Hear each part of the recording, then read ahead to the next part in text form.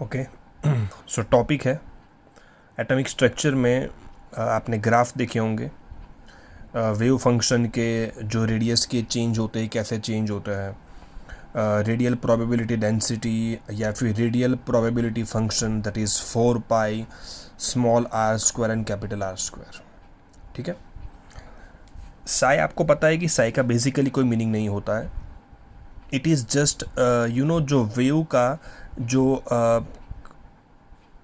Crest या trough में हम एम्पलीट्यूड देखते हैं वो मैक्सिमम डेंसिटी ही बताता है psi. So to get electron probability density we actually do psi square.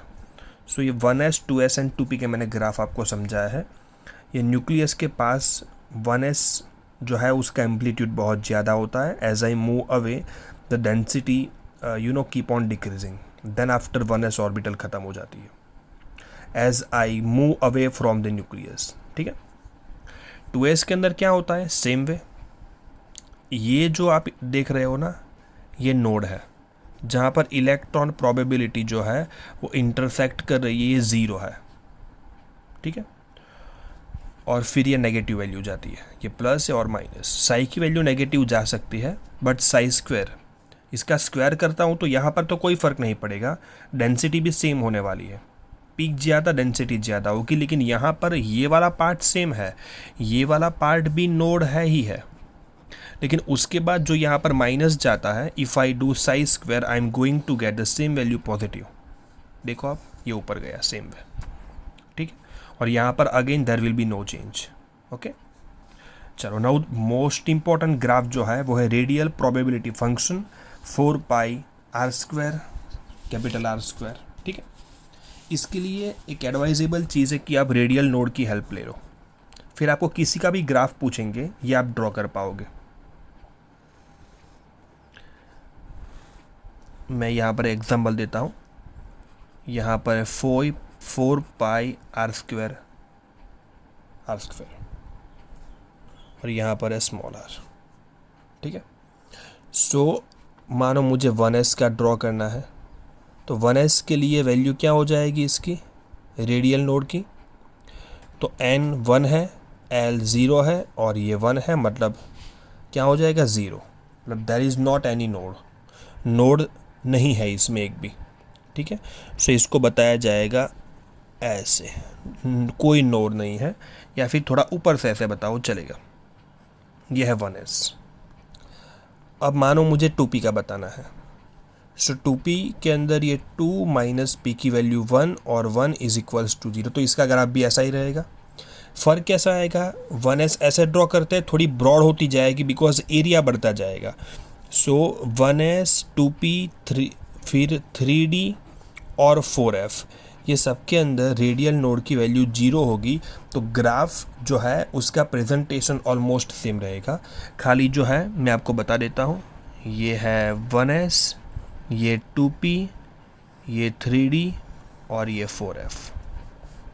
1s 2p 3d और 4f के ग्राफ रहेंगे सेम, बिकॉज सबके अंदर नोड नहीं है। देख लो आप, खाली ये जो है एरिया थोड़ा यहाँ पर ये नीचे जाता जाएगा पीक, वह साई की वैल्यू कम होती जाएगी और साई स्क्वायर की वैल्यू बढ़ती जाएगी क्योंकि एरिया बढ़ता जाएगा।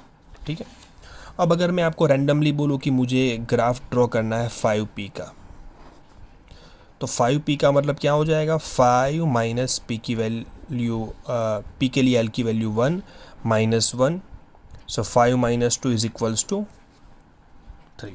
सो आपको 3 नोड ड्रॉ करने हैं। सो ये 1, ये 2 और ये 3 ऐसे करके, सो टोटल 4p का आएगी, 3 nodes. So this is how you can draw graph of any orbital. मैं आपको एक और एग्जांपल देता हूँ। मानो मुझे ग्राफ ड्रॉ करना है 3p का। ठीक है, सो क्या हो जाएगा, 3p के लिए radial node 3 minus 1 is equals to 1, so there will be only 1 node and 1 node का मतलब होता है 2 पिक्स। ठीक है, सो इसको ड्रॉ करना बड़ा आसान है। ठीक है, चलो एक और छोटी सी बात आती है हमारे पास, ये है मैग्नेटिक मोमेंट।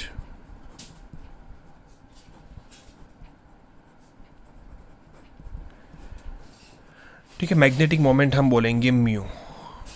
मतलब समझाता हूँ, म्यू का फॉर्मूला है square root of n into n plus two and the unit is B M. B M stands for Bohr magneton. किसी भी एलिमेंट के अंदर मैग्नेटिक मोमेंट तब होती है जब उसके पास होते हैं अनपेड इलेक्ट्रॉन। तो यहाँ पर एन जो है वो है अनपेड इलेक्ट्रॉन, मतलब जिसने अभी तक पैर नहीं बनाई। ठीक है, सो किसी के पास अनपेड, मानो कि अगर मैं सोडियम की बात करता हूँ तो उसके लास्ट इलेक्ट्रॉन का म्यू कितना है। सो सोडियम का इलेक्ट्रॉनिक कन्फिगरेशन जो है वो नियॉन 3s1, 3s के अंदर 1। So keeping n is equals to 1, I will get mu is equals to square root of 1 into 1 plus 2, 3, that is 1.73। ठीक है, सो 5 तक अनपेड याद रखने हैं वैल्यू के साथ। तो कॉन्फ़िगरेशन से म्यू और म्यू से कितने unpaired, that can be determined. ये बहुत इंपॉर्टेंट कंसेप्ट है मैग्नेटिक मोमेंट, जहाँ n जो है वो होते हैं अनपेड इलेक्ट्रॉन्स। ओके।